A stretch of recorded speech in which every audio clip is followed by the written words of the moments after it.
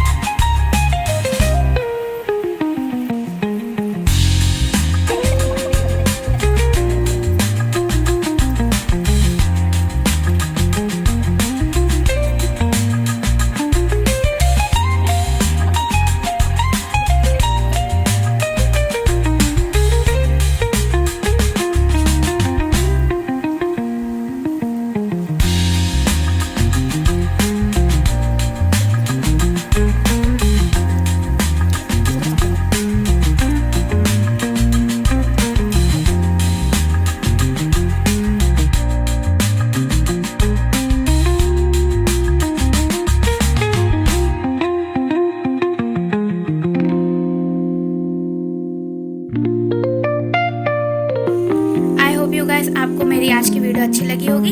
अगर आपको मेरी वीडियो अच्छी लगी हो तो लाइक सब्सक्राइब जरूर कीजिएगा और बेल आइकन दबाना बिल्कुल मत भूलिएगा। तब तक के लिए बाय बाय।